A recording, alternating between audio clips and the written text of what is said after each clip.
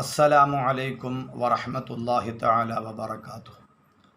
പ്രിയമുള്ളവരെ, ചിലരെങ്കിലുമൊക്കെ ചോദിക്കുന്നതാണ്, സുന്നിയായാലെന്താ, മുജാഹിദായാലെന്താ, ജമാഅത്തായാലെന്താ, തബ്ലീഗായാലെന്താ, എല്ലാവരും നിസ്കരിക്കുന്നവരല്ലേ, എല്ലാവരും മുസ്ലിമീങ്ങളല്ലേ എന്നൊക്കെ.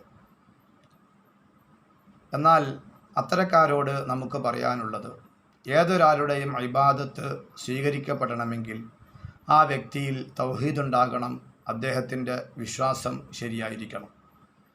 എന്നാൽ തൗഹീദിൻ്റെ മൊത്തക്കുത്തക അവകാശപ്പെടുന്ന സലഫികൾ എന്ന് വിളിക്കപ്പെടുന്ന മുജാഹിദുകൾക്ക് തൗഹീദിൽ, പ്രത്യേകിച്ച് തൗഹീദിൻ്റെ പ്രധാനപ്പെട്ട ഭാഗമാകുന്ന അള്ളാഹുവിലുള്ള വിശ്വാസത്തിൽ വരെ പിഴവ് സംഭവിച്ചിട്ടുണ്ട്.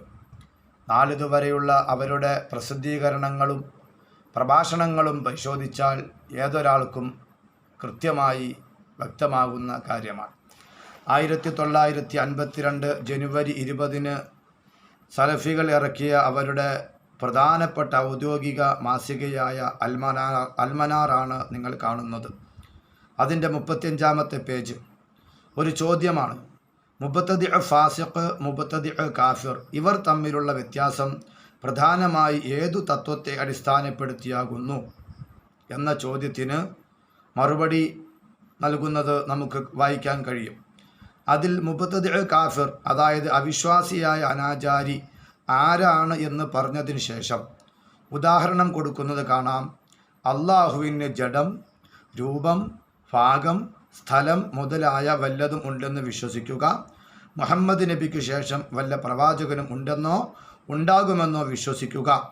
അങ്ങനെ പല കാര്യങ്ങളും ഉദാഹരണമായി പറഞ്ഞിട്ട് മുതലായ വല്ലതും ചെയ്യുന്ന ആളെ ഏതിന് അവിശ്വാസിയായ അനാചാരിക്ക്, അതായത് മുബത്തദി കാഫിറിന് ഉദാഹരണമായി എടുക്കാം.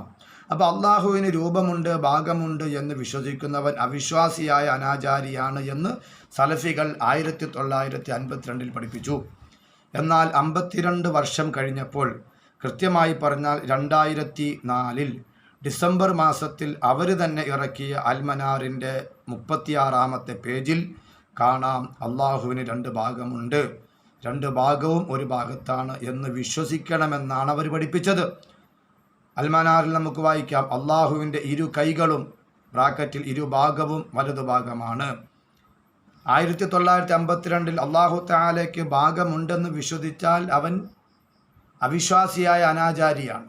2004 ആയപ്പോൾ അള്ളാഹുവിന് ഭാഗമുണ്ട് എന്ന് വിശ്വസിക്കണമെന്നാണ് സലഫികൾ പഠിപ്പിച്ചത്.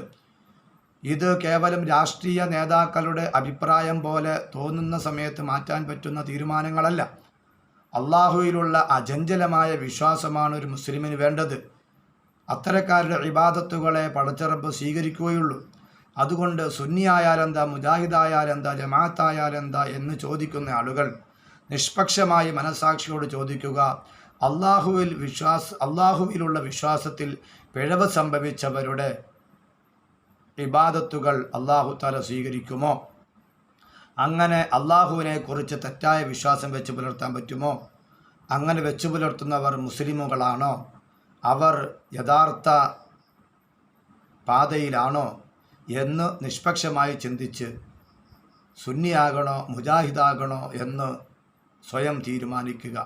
സലഫികളുടെ അള്ളാഹുവിലുള്ള വിശ്വാസത്തിൽ സംഭവിച്ച പിഴവുകളും മറ്റ് വിശ്വാസങ്ങളിൽ സംഭവിച്ച പിഴവുകളും കർമ്മങ്ങളിൽ സംഭവിച്ച പിഴവുകളും ഇൻഷാ അല്ലാഹ് വരുന്ന വീഡിയോകളിൽ പറയാമെന്ന പ്രതീക്ഷയോടെ വാഖിറു ദഅവാന അൽഹംദുലില്ലാഹി റബ്ബിൽ ആലമീൻ.